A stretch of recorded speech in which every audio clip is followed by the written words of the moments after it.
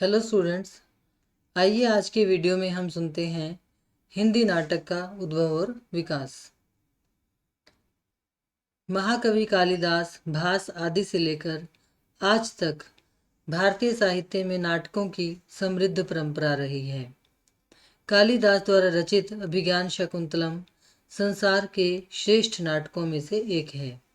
इस युग में नाटक काव्यात्मक रूप में लिखे जाते थे तथा रंगमंच पर खेले जाते थे, यानी कि कविता के रूप में ही नाटक हुआ करते थे। संवाद की दृष्टि से भी ये नाटक सफल माने जाते थे। हिंदी नाटक का विकास 19वीं सदी से माना जाता है। इस काल में अंग्रेज़ों ने पारसी रंगमंच और थिएटरों का बहुत प्रयोग किया, जिसका प्रभाव भारतीय साहित्यकारों पर पड़ा। फलतः बांग्ला के अनेक नाटकों की रचना हुई तथा उनका रंगमंच पर अभिनय हुआ। तत्पश्चात बांग्ला के प्रमुख नाटकों का हिंदी में अनुवाद किया गया। इसके अतिरिक्त ब्रज, मैथिली, अवधी आदि भाषाओं में मौलिक नाटकों की रचना हुई। हिंदी का प्रथम नाटक कौन सा है, इस विषय पर भी विद्वानों में बहुत मतभेद पाए जाते हैं। भारतेंदु ने अपने पिता गोपाल चंद्र गिरधर दास कृत नहुष नाटक को हिंदी का पहला नाटक माना है। यद्यपि यह नाटक ब्रज भाषा में रचित है, फिर भी अधिकांश विद्वानों ने इसे ही हिंदी का पहला नाटक माना है। हिंदी नाटक का विकास। हिंदी नाटक की परंपरा का आरंभ भारतेंदु युग से हुआ। इसके बाद हिंदी नाटकों ने लंबी विकास यात्रा को तय किया। हिंदी नाटक के विकास को 4 चरणों में बांटा गया। भारतेंदु युग। सन 1861 में भारतेंदु ने बांग्ला नाटक का अनुवाद किया। विद्या सुंदरम नाम से इस नाटक की रचना की गई। इसके पश्चात इन्होंने वैदिकी हिंसा, हिंसा न भवति, विषस्य विषमौषधम, चंद्रावली, भारत दुर्दशा, अंधेर नगरी आदि नाटक लिखे। भारतेंदु ने कुछ अंग्रेजी नाटकों का भी अनुवाद किया।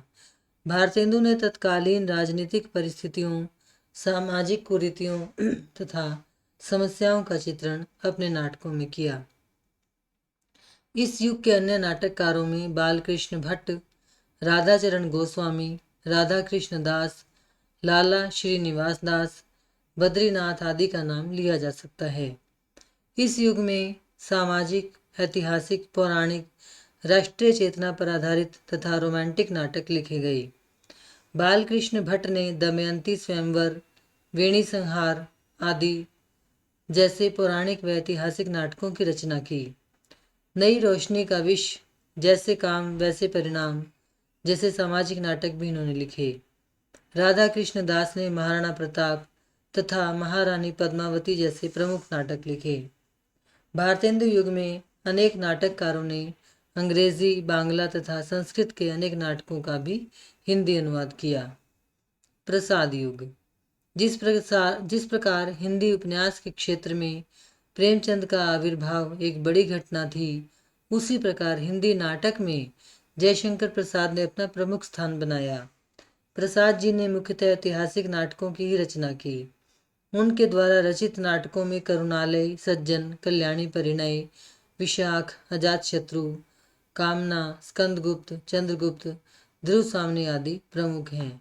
ध्रुव स्वामिनी तो जैसे आपने पढ़ा भी है और आप समझ सकते हैं कि प्रसाद ने किस प्रकार के नाटक लिखे हैं, कि इतिहास से घटनाओं को उठाया है और उनका वर्णन किया। उन्होंने अपने नाटकों में गौरवशाली अतीत, देश के महापुरुषों की वीरता आदि का बखान किया। इस युग में रचे गए अन्य नाटकों में राष्ट्र प्रेम की प्रधानता है। इन नाटकों को 3 प्रमुख भागों में बांटा जाता है। माखनलाल चतुर्वेदी, उदय शंकर भट्ट तथा राम नरेश त्रिपाठी ने पौराणिक नाटकों की रचना की। ऐतिहासिक नाटककारों में वृंदावन लाल वर्मा, लक्ष्मी नारायण लाल, प्रेमचंद आदि का नाम लिया जा सकता है। सेनापति, उदल, अशोक, करबला आदि इनके प्रमुख नाटक हैं। सामाजिक नाटकों में हरि कृष्ण प्रेमी कृत रक्षाबंधन, लक्ष्मी नारायण मिश्र कृत सन्यासी, आधी रात आदि नाटकों के नाम लिए जा सकते हैं। प्रसादोत्तर युग, यानी कि प्रसाद के बाद का युग। इस युग में विषय वस्तु तथा शिल्प के आधार पर नाटकों में नवीनता आई, यानी कि विषय भी नए नए उठाए गए और शिल्प यानी जो कहाँ जो उसकी भाषा है, उसकी शैली है, उसके संवाद हैं, उसमें भी नवीनता लाने का प्रयास किया गया। ऐतिहासिक नाटकों में मुस्लिम राजपूतों तथा मराठा कालीन ऐतिहासिक वीर पुरुषों के जीवन की घटनाओं को प्रमुख आधार बनाया गया। इस युग के ऐतिहासिक नाटकों में उदय शंकर भट्ट कृत दाहर, उपेंद्र नाथ अश्क कृत जय पराजय प्रसिद्ध नाटक हैं। सामाजिक व राजनीतिक समस्या प्रधान नाटकों में सेठ गोविंद दास कृत सेवापथ, अमीरी गरीबी तथा उपेंद्र नाथ अश्क कृत स्वर्ग की झलक, कैद, उड़ान, बेटा, वृंदावन लाल वर्मा का राखी की लाज, गोविंद वल्लभ पंत का अंगूर की बेटी आदि को विशेष रूप से लिया जा सकता है। इन नाटकों में नारी शिक्षा, विधवा विवाह, संयुक्त परिवार की समस्या आदि को भी उठाया गया है। स्वातंत्र्योत्तर युग सन 1950 के बाद हिंदी नाटकों में नए आयाम स्थापित हुए।